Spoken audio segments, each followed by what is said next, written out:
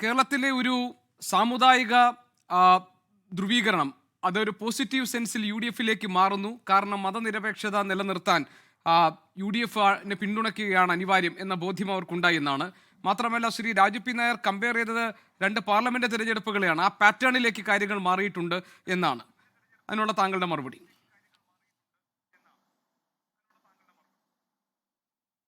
ഇവിടെ ലോകസഭാ തെരഞ്ഞെടുപ്പ് അതുപോലെ തന്നെ ഉപതെരഞ്ഞെടുപ്പ് ഒക്കെ നമ്മൾ എത്രയോ വിലയിരുത്തിയതാണ്.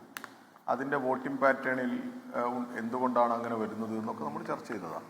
ലോകസഭയിൽ അങ്ങനെ തന്നെയല്ലേ വരാറ്.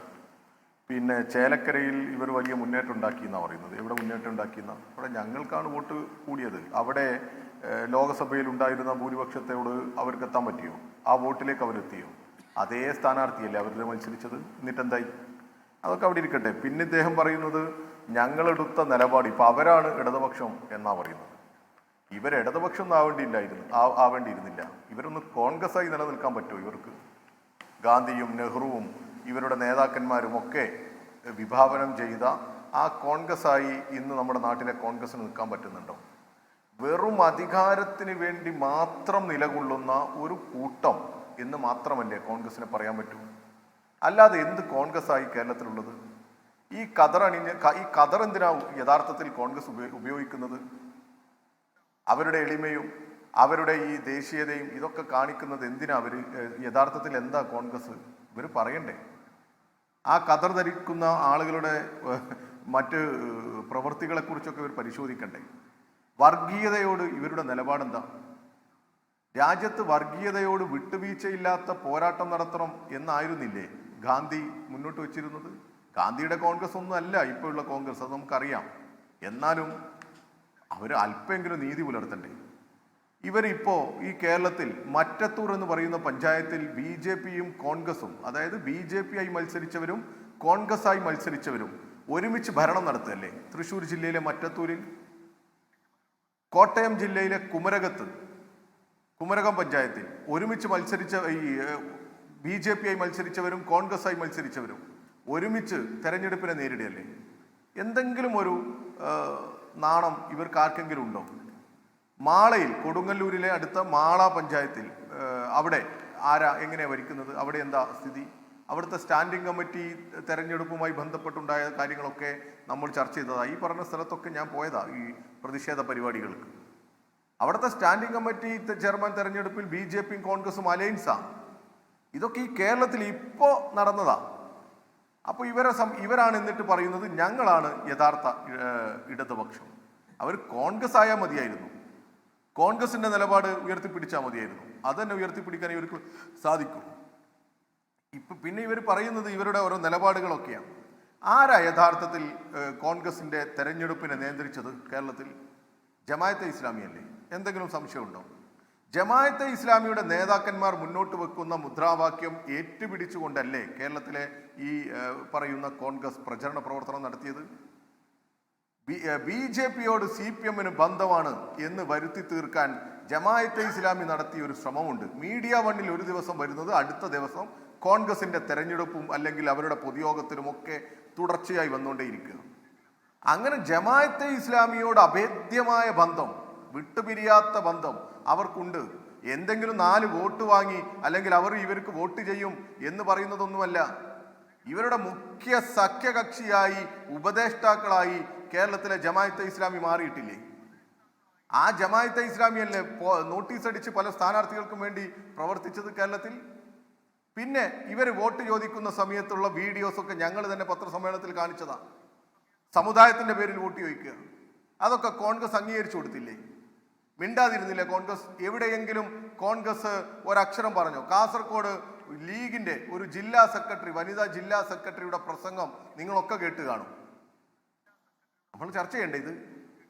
പിന്നെ ഇവർ നേരത്തെ പറഞ്ഞ നിലപാടുകളുണ്ട്. ഇവരുടെ ഭാഗമായി നിൽക്കുന്ന KM ഷാജിയും ഇവിടെ കോഴിക്കോട് സൗത്തിൽ മത്സരിച്ച ആളും ഒക്കെ പറഞ്ഞതില്ലേ, മുസ്ലിം ലീഗിന്റെ മെമ്പർഷിപ്പ് എടുത്താൽ നേരെ സ്വർഗത്തിൽ പോകുന്ന പറഞ്ഞത്. ഒന്ന് തിരിഞ്ഞു നടന്നാൽ മതി, സ്വർഗത്തിലാന്ന ഒരു സ്ഥാനാർത്ഥിയുടെ സ്റ്റേറ്റ്മെന്റ്. മറ്റൊരാൾ മതമാണ് പ്രശ്നം എന്നാ ഉന്നയിക്കുന്നത്. ഇവരെയൊക്കെ കൂട്ടി ഒരു മടിയില്ലാതെ അതേ തീവ്രതയിൽ പോവല്ലേ ഇവര്? ഇപ്പോൾ ജമാഅത്തെ ഇസ്ലാമി ഇവർക്ക് നല്ല ഒരു സംഘടന, മറ്റു പലരുമാണ് മോശം. ഈ ജമാഅത്തെ ഇസ്ലാമിയെ ഏറ്റവും കൂടുതൽ തീവ്രവാദികളാക്കിയത് ആരാ? അവരുടെ തീവ്രവാദത്തെക്കുറിച്ച് വിളിച്ചു പറഞ്ഞത് ആരാ? ഇവരായിരുന്നില്ലേ? ISIS-നോട് ജമാഅത്തെ ഇസ്ലാമി ഉപമിച്ചതാരായിരുന്നു? ഇവരല്ലേ? അങ്ങനെ ഉപമിച്ച് ഒരു സുപ്രഭാതത്തിൽ ഇവരുമായി സീറ്റ് പങ്കിടുന്നു, ഇവരുമായി ഒരുമിച്ച് മത്സരിക്കുന്നു, പഞ്ചായത്ത് തെരഞ്ഞെടുപ്പിൽ ഒരുമിച്ച് മത്സരിക്കുന്നു, ലോകസഭയിൽ ഒരുമിച്ച് കൂട്ടുകൂടുന്നു, അവർ തീരുമാനിക്കുന്നതിനനുസരിച്ച് സ്ഥാനാർത്ഥികളെ നിർണ്ണയിക്കുന്നു. അങ്ങനെയല്ലേ ഇവർ പോകുന്നത്? ഇത് ഇവർ മാത്രമല്ല, എറണാകുളത്ത് എങ്ങനെയാ ഇവർ മേയറെ തീരുമാനിച്ചത്? ആ മേയർ വന്ന് പറഞ്ഞിട്ടില്ലേ? എന്നിട്ട് ഞങ്ങളോട് പറയാ യൂത്ത് കോൺഗ്രസിന്റെ സംസ്ഥാന അധ്യക്ഷനെ തീരുമാനിച്ചതിന്റെ പേരിൽ എന്തായിരുന്നു ഉണ്ടായിരുന്നത്? മറന്നുപോയോ നിങ്ങൾ? ഇത് കോൺഗ്രസ്സാ. എന്നിട്ട് ഞങ്ങൾ ഇടതുപക്ഷം എന്ന് പറയാൻ വരിക. കോൺഗ്രസ് ആണോ ഇത്?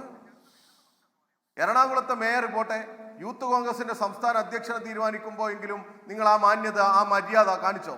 അദ്ദേഹം പറഞ്ഞില്ലേ കുറെ കാര്യങ്ങൾ? അതൊക്കെ ഇവിടെ ഓൺ റെക്കോർഡല്ലേ? എന്തേ? എന്നിട്ട് ഇവിടെ പുകമറകൾ സൃഷ്ടിക്കുക. ഇവിടെ നിങ്ങളുടെ നേതാവ് ഈ വയനാട് മണ്ഡലത്തിൽ മത്സരിക്കുമ്പോൾ ലീഗിന്റെ കൊടി മാറ്റിപ്പിടിക്കാൻ പറഞ്ഞിട്ടില്ലേ? നിങ്ങൾ പറഞ്ഞിട്ടുണ്ട്. ഞങ്ങളാണോ ഇവരെ ഈ പറയുന്ന ന്യൂനപക്ഷങ്ങളെ ആക്ഷേപിക്കുകയും ന്യൂനപക്ഷങ്ങളെ അപമാനിക്കുകയും ഒക്കെ ചെയ്തത്? നിങ്ങൾ മറന്നുപോയോ നിങ്ങളുടെ ആര്യാടൻ മുഹമ്മദിനെ? മലപ്പുറം ജില്ല രൂപീകരിക്കാൻ വേണ്ടി രൂപീകരിക്കുന്ന സമയത്ത് കുട്ടി പാകിസ്ഥാൻ എന്ന് പറഞ്ഞ് ഈ മലപ്പുറം ജില്ലയെയും അവിടെ ജീവിക്കുന്നവരെയും ഒക്കെ ആക്ഷേപിക്കാൻ നേതൃത്വം കൊടുത്തത് കോൺഗ്രസ് ആയിരുന്നില്ലേ? ആ കോൺഗ്രസ് ഇപ്പൊ വന്നിട്ട് ഞങ്ങളുടെ നേരെ അല്ലേ? നിങ്ങളതാ പ്രതീക്ഷിക്കുന്നത്. ഈ ജമാഅത്തെ ഇസ്ലാമിയുടെ അജണ്ടയോടുകൂടി നിങ്ങൾ കരുതുന്നത് അവർ മുന്നോട്ട് വെച്ച ഒരു ആശയ പ്രതലത്തിലേക്ക് ഈ കേരളത്തിലെ മറ്റ് ന്യൂനപക്ഷ വിഭാഗങ്ങളെല്ലാം വരും എന്ന ആ ജമാഅത്തെ ഇസ്ലാമിയുമായിട്ട് നിങ്ങൾ ഉണ്ടാക്കിയ സഖ്യം ഈ നാട് തിരിച്ചറിഞ്ഞിട്ടുണ്ട്. ഈ നാട് അതിനെതിരെ വിജയിരുത്തും. അവർ വലിയ രീതിയിൽ പ്രചരണം നടത്താൻ ശ്രമിച്ചിട്ടുണ്ട്. അതൊക്കെ ശരി തന്നെയാണ്. പിണറായി വിജയൻ എന്തോ സംഘിയാണ്. നിങ്ങൾ മനസ്സിലാക്കേണ്ടത് സംഘപരിവാറുകാർ ഏറ്റവും കൂടുതൽ വേട്ടയാടിയത് കേരളത്തിൽ ആരെയാ? ഇടതുപക്ഷത്തെ അല്ലേ? CPM-നെ അല്ലേ? ഈ പിണറായി വിജയനെ തന്നെ ഏതൊക്കെ തരത്തിൽ ആക്രമിക്കാനും ഇല്ലാതാക്കാനും ഈ RSS ശ്രമിക്കുന്നുണ്ട്. ഞങ്ങളുടെ നേതാക്കന്മാരെ അല്ലേ ഇവർ വേട്ടയാടുന്നത്? അങ്ങനെ ഞങ്ങൾ ജീവൻ കൊടുത്ത് പ്രതിരോധിക്കുകയാണ് ഈ കേരളത്തിലെ മതനിരപേക്ഷത എന്ന് ആർക്കറിയാത്തത്? അങ്ങനെയുള്ള CPM-നെ ഈ പൊതുസമൂഹത്തിൽ ന്യൂനപക്ഷ വിരുദ്ധരായി, മതവിരോധികളായി ഒക്കെ ചിത്രീകരിക്കാൻ നിങ്ങൾ ശ്രമിക്കുക. നിങ്ങൾ ഈ നാട്ടിലാകെ ആ രീതിയിലേക്കുള്ള പ്രചരണങ്ങൾ അയച്ചു വിടുക.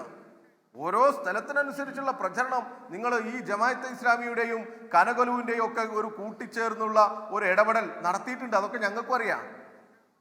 ആ ശ്രമം നിങ്ങൾ നടത്തിയിട്ടുണ്ട്. വീടാന്തരം കയറിയിറങ്ങി കുടുംബയോഗങ്ങളിൽ എല്ലാം ഈ ജമാഅത്തെ ഇസ്ലാമിക്കാർ പറഞ്ഞതൊക്കെ ഞങ്ങൾ ഈ സമൂഹത്തോട് വിളിച്ചു പറഞ്ഞിട്ടുണ്ട്. ഇനി എവിടെയെങ്കിലും അത് പറയാൻ ബാക്കിയുണ്ടെങ്കിൽ ഇനിയും പറയും. നിങ്ങൾ അങ്ങനെ ഒരു മടിയുമില്ലാതെ കൂടിച്ചേർന്നാണ് ഭരിക്കുന്നതും കൂടിച്ചേർന്നാണ് തെരഞ്ഞെടുപ്പിൽ നേതൃത്വം കൊടുക്കുന്നതും ഒക്കെ. എന്നിട്ട് ഞങ്ങളെ ആക്ഷേപിക്കുക. ഞങ്ങൾ ഇതിനൊക്കെ മറികടക്കും. ഞങ്ങളെ സംബന്ധിച്ചിടത്തോളം ഈ നാടിൻ്റെ സമാധാനം, ഈ നാടിൻ്റെ ശരിയായ രീതിയിലുള്ള മുന്നോട്ട് പോക്ക് എല്ലാം പ്രധാനപ്പെട്ടതാണ്. നിങ്ങൾ അധികാരത്തിലുണ്ടായിരുന്ന കാലത്ത് ഈ നാട്ടിലുണ്ടായിരുന്ന സംഭവങ്ങളെക്കുറിച്ചാണ് ഞങ്ങൾ വിവരിച്ചത്. ഞങ്ങളുടെ നാട്ടിൽ തന്നെ 100 കണക്കിന് സ്കൂളുകൾ അടച്ചുപൂട്ടാൻ തീരുമാനിച്ചിട്ടുണ്ട്. ഈ കോഴിക്കോട് ഉൾപ്പെടെ സ്കൂളുകൾ അടച്ചുപൂട്ടാൻ തീരുമാനിക്കുന്നു, ആശുപത്രികൾ അടച്ചുപൂട്ടാൻ തീരുമാനിക്കുന്നു, ഈ പൊതു സംവിധാനങ്ങളെ ആകെ തകരാറിലാക്കുന്നു. സ്കൂളുകൾ തുറന്ന് പരീക്ഷ നടന്നിട്ടും പാഠപുസ്തകം കൊടുക്കാതിരുന്നു. അങ്ങനെ കുത്തഴിഞ്ഞ ഭരണ സംവിധാനമായിരുന്നു ഇവിടെ. ഇതൊക്കെ ആളുകൾ മറന്നുപോവുക. എന്നിട്ട് നിങ്ങൾ ഉൾപ്പെടെ വന്നിട്ട് ഇവിടെ വന്ന് വലിയ രീതിയിൽ നുണ പറയുക. 2016 മെയ് മാസം അധികാരത്തിൽ വന്ന് 2 മാസം കഴിഞ്ഞ് കേരളത്തിലെ ഈ സാധാരണക്കാരായ മനുഷ്യർക്ക് 60 വയസ്സ് കഴിഞ്ഞവർക്ക് 15,000 രൂപ വരെ പെൻഷൻ കിട്ടിയ ആളുകളുണ്ട് ഒന്നിച്ച്. അത് പെൻഷൻ നിങ്ങൾ കുടിശ്ശികയാക്കി ഇറങ്ങിപ്പോയത് കൊണ്ടാണ്. നിങ്ങളോട് പലരോടും നിങ്ങൾ എന്നിട്ട് ഇതിനെയെല്ലാം നിങ്ങളുടെ കാലത്തെ ഭരണ സംവിധാനത്തെ എല്ലാം നിങ്ങൾ പ്രതിരോധിക്കാൻ ശ്രമിച്ചത് ഒറ്റ മാർഗം ഉപയോഗിച്ച ഏതാ? നുണ.